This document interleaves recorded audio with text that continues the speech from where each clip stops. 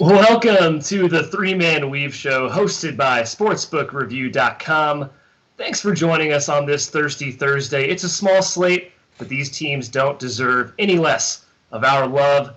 Matthew Cox, Jim Root, Ky McKeon, and the Three-Man Weave are with you. Guys, thanks for joining us live. Please subscribe and like the channel if you're joining us on a replay or live. And if you're live, please add those comments to the chat. We will get to them throughout the show. Lots of interaction yesterday. Much appreciated. Fellas, Matt and Jim, any takeaways from yesterday? We saw the ACC Big Ten Challenge conclude. We saw Arkansas Pine Bluff get a win over Arkansas State. A little surprising there. We'll start with Matt in Chicago, along with myself. Matt, what did you see last night? I'm just coming to this conclusion, Ky, that there's certain teams, these early freight trains, you just don't want to get in the way, right? Until their value kind of stabilizes. Right now on the upper end of the spectrum, Baylor. To see what they did against a really good Stephen F. Austin team, a team that we think can play, not up to maybe Underwood standards when he had them going there, but pretty damn close. Baylor's just a wagon right now. They're inching closer to the Gonzaga super elite club. And then also Abilene Christian, to see them take Texas Tech to the wire. This team has been basically flawless all season. If you're looking to try and sell high against some of these teams, I would tread lightly at this part of the year just because we don't really know what their true worth is. And those are two teams in particular. I'm just like, I'm going to stay away and wait till they kind of level off. I'm going to give the nod here in the takeaway section to the only 7-0 team in the country. That's Xavier. Yeah. They were remarkable last night. Just absolutely lit Oklahoma on fire. And you don't want to overreact to a team that goes 19 of 32 from downtown. That's probably unsustainable, but it's definitely unsustainable, of course. But Adam Kunkel played 19 minutes off the bench. He didn't even make any of the threes. Colby Jones was great defensively, and Travis Steele just heaped praise on him afterwards. He's the freshman addition that's supposed to be just like a Swiss Army knife defender. So, maybe the Xavier team does have a little more pop to it than we anticipated. That road win at Cincinnati, backed up immediately by a win over Oklahoma, a trouncing of Oklahoma. Xavier might be kind of the goods this year, guys. Yeah, about time. Ironically, after the last 2 years, we expected them to be very good, and they've kind of underperformed. And this year, all of a sudden, they're looking pretty good. Tournament team. I have a quick takeaway here. It's the ACC. Way to punch back, guys. Florida State, Pitt, Clemson, all won yesterday. Florida State and Pitt kind of in close fashion. Pitt, a miracle win. Florida State and Indiana, that game was awesome. Back and forth. Kevin Sweeney over on Twitter pointed out that game was a 2 or 3 point game for 23 straight minutes in the second half. Just a lot of fun to watch that one. But enough about last night. Let's get to today. Again, a small slate.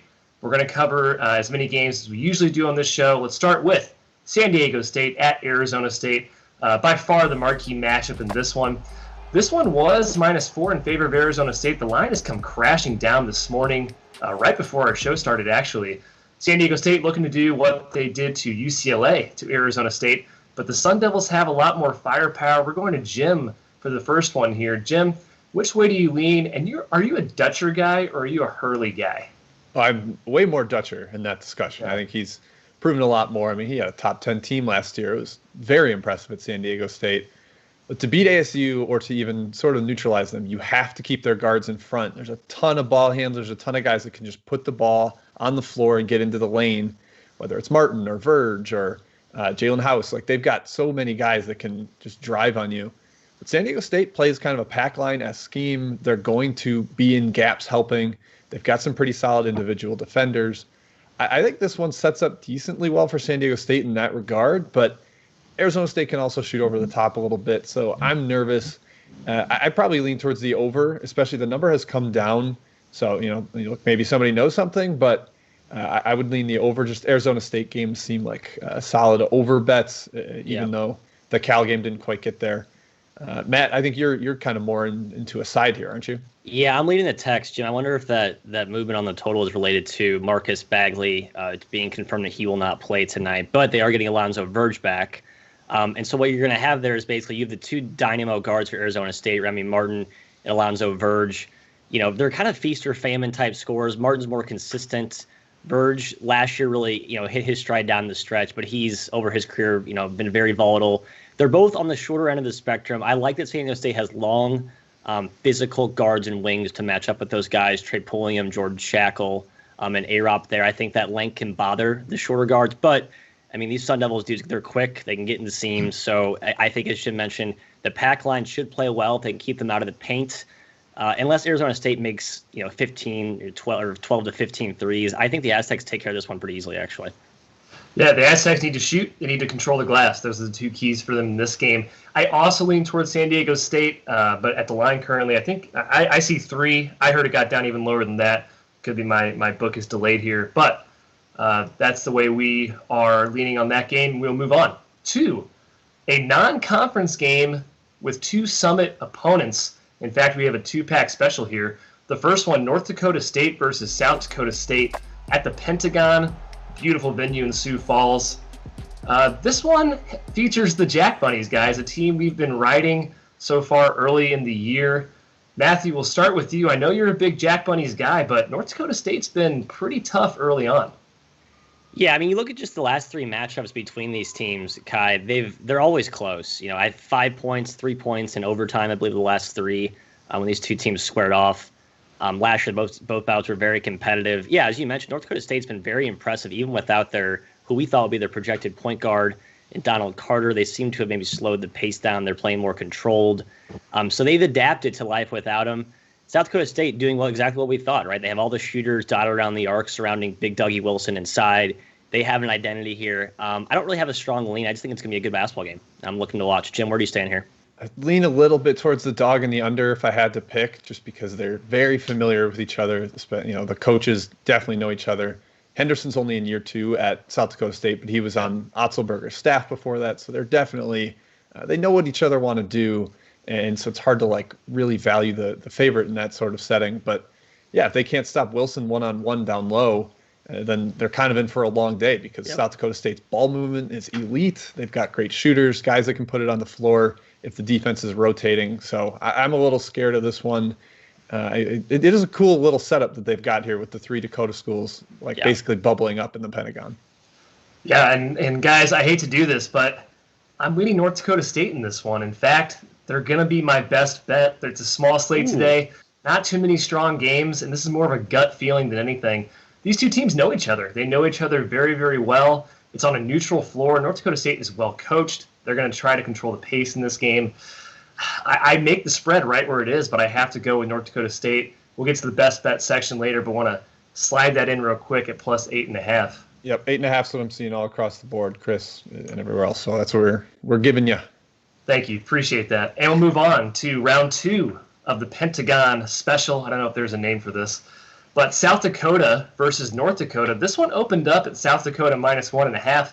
I think I saw minus 3.5 last time I checked. The Coyotes steaming currently. Actually might have gotten up to 4. Tough start for the Coyotes. They played 3 good teams, Colorado, Drake, and Nebraska. But they haven't played since December 1st, maybe a little healthier. Jim, North Dakota, though, not so healthy. Which way do you lean in this game? Yeah, I don't think you can touch North Dakota until you find out the status of Deshaun Allen-Ikens. He is pretty clearly, I think, their second best player. He was very solid last year as a redshirt freshman, but he has been out with an ankle injury. Versatile forward, kind of a matchup problem because he can shoot, but also put it on the floor at 6'6". So you've got to be on the lookout for him. If you're taking either side here, if he's playing, 4 is probably a little too rich for my blood. But if he's out, then maybe you can get away with taking South Dakota, who did put up a nice effort at Nebraska in their last game. Yeah. After starting pretty slow. I think they're 260th or so in the country in continuity. So they turned over the roster quite a bit. They started slow, but maybe they're starting to figure it out, put it together. What about you, Matt? Yeah, no, I think, you saw South Dakota State, one of those teams, I believe they had some COVID issues as well, which exacerbated the, relatively new roster. It's a pretty thin team as well. So when they had guys out due to, some of the contract tracing, I believe there were some practices disjointed. All that contributed to a pretty poor start for South Dakota. But as Jim mentioned, Nebraska effort, much more encouraging. I think they probably that momentum into a strong effort here against Nodak. I agree with Jim. I think South Dakota is the right side. That's probably where I'd lean, especially if Ikens is out. I weirdly like the over, like leaning towards it, not an official play, which seems strange with Allen Ikens out, but for some reason I have this feeling they're going to score a lot of points in this game. Nothing strong there. That's just a total off-the-cuff thing. But we'll move on to our next game featuring the Beach versus the Dons. The Dons are one of our favorite teams. Long Beach State at San Francisco. Again, another game that's come up. I believe it started at 14.5, now hovering around 15.5, 16 in favor of San Francisco. The Dons have looked mostly good lately, especially the last two. They beat Nevada by 25. They beat Cal Poly by 28. You might say that's not a huge deal, but still a pretty big win. Matt, you like both these teams quite a bit over the history of three-man weave, Yes. sort of your pet teams, if you will. Which one are you favoring tonight? Man, it's tough to go against my Dons here. This line has really ballooned to a number that certainly screams Long Beach. I believe it's up to 16 in most places right now, or somewhere in that ballpark. You know, Long Beach, we talked about how they lost two key players with to COVID opt-outs to start this season. They're going to take some time to really gel, but you know, they have talent there. I mean, you have Isaiah Washington, a top 100 recruit, started at Minnesota, then made the jet out east, and now he's back west at Long Beach. Jelly. You have Jelly fan. I thought you were going to say that it's going to take him a while to jelly. You had it set up for yourself. Jelly. There. Jim, that low-hanging fruit is too obvious for me. I usually just walk right past it, but yeah, no, I mean, they have some talent here. They have some athletes. But San Francisco, I think, seeing them take care of Cal Poly so quickly made me think they actually might be a scarier favorite than I would have initially thought. So before that game, I would have probably taken the points here at 16. I'm going to stay away officially, but if you have to play a side here, I would take the Beach. The thing with San Francisco is they've kind of been a different team the last two games, just absolutely dominated their two opponents. Yeah. And they've switched their lineup. They moved Dimitri Rivny into the starting lineup, Josh Kunin into the starting lineup, and that's been way better than their three-guard alignment at first. So they might be kind of figuring it out with a new sort of rotation setup. And yeah, Beach, look, they had a barely covered against Seattle, and then were bad in their first game. So outside of Jelly Washington and Michael Carter, I'm not very high on that roster. So I would probably lean slightly towards the Dons, even though my number doesn't say so. I'm concerned that maybe the Dons have just figured things out and they're going to run away with this one. Yeah, they have blowout potential. This is a team that is kind of clicking right now, Jim. And as you said, I also lean the Dons. I think it's going to be pretty easy, but no official play for me. Let's head to the chat mob for some questions. I got to shout out my dude, Phil Shepard, for calling me out on not knowing the lines. Phil, my computer, man, it's not that strong. The internet sucks here. I can't have the lines up all the time. I'm sorry, man. I'll try to do better. But, guys, any questions so far in the chat mob? I think I saw one for Rio Grande Valley, Corpus Christi. Yep, Is that Luke right, guys? Beasley. Yep, Luke Beasley wants us to talk Corpus Christi versus the Vaqueros.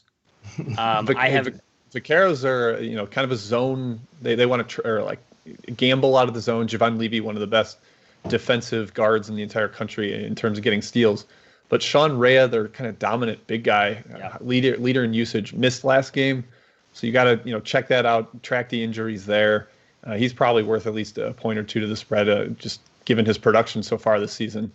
And A&M Corpus Christi has been kind of bad. I think I might have them overrated. Yes, I do too. I was going to say, I think I need to look myself in the mirror and adjust that team's rating. So if Rea is playing, I think UT Rio Grande Valley is the right side. It sounds like that's where, Jim, you were leaning. Sean P. wants to... Kai, you agree? That's like their cosign. Sean P. wants to know UNC Greensboro versus Coppin State, a little extra board showdown. I believe two of us have a strong take here, me included. I'm going with Greensboro. I just think Coppin State, a team that can play very helter-skelter. They've played some good teams really, really close, but it's a volatile type of team. They were down their point guard, I believe, last game. Yes, best player, DeJuan Clayton. He's worth like a bunch. I mean, he sets up their whole offense. They run a ton of pick and roll. They need Clayton. And if you've seen Greensboro play, it's not a team you want to be down your point guard having to toss the keys to a shaky ball handler. So that could get ugly quickly. I think UNC Greensboro comes in hungry and takes care of business. Kai, do you have any strong takes on that one? Nothing strong. I agree with you, though. Your side lean seems correct. UNC Greensboro feels like they could blow this one out. Let's hit one more here.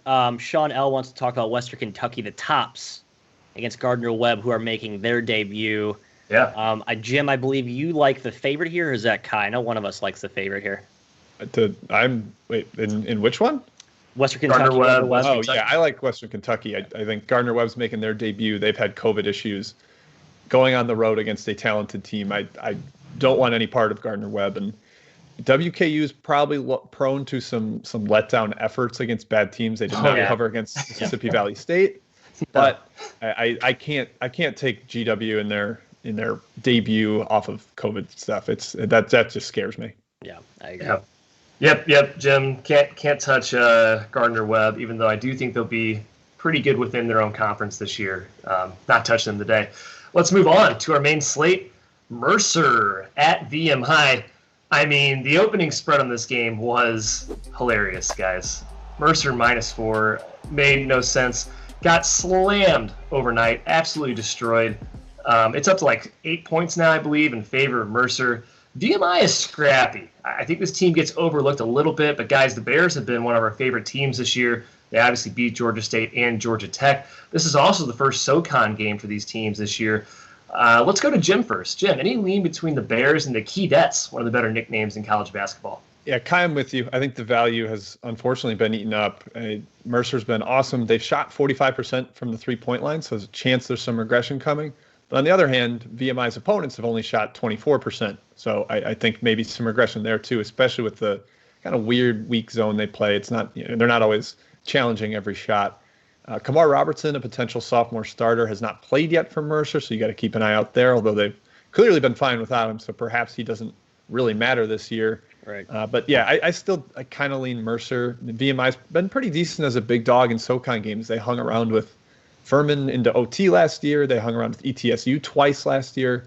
So, I wouldn't go crazy here, especially with where the line is at. Matt? Just seeing it's postponed, guys. So I guess we can stop talking about this game. That sucks.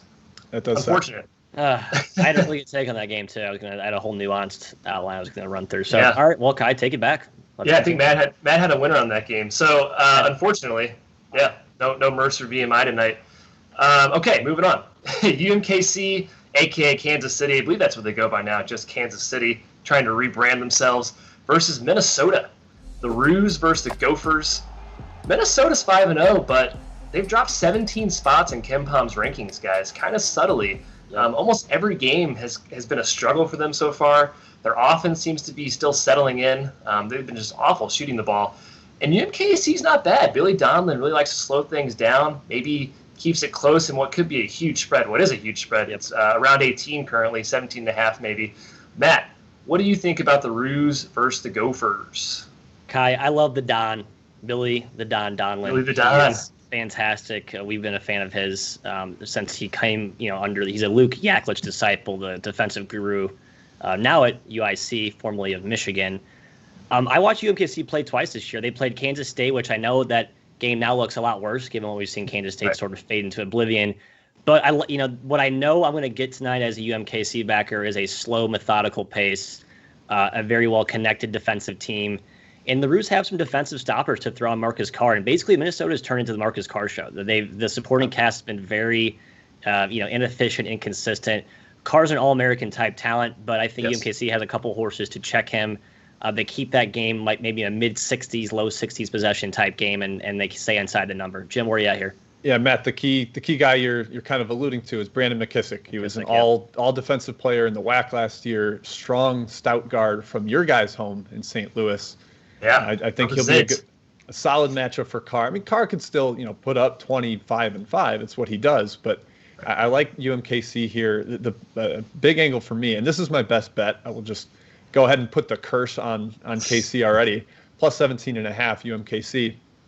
Minnesota coming off overtime on Tuesday against Boston College, and their next game is their Big Ten opener at Illinois.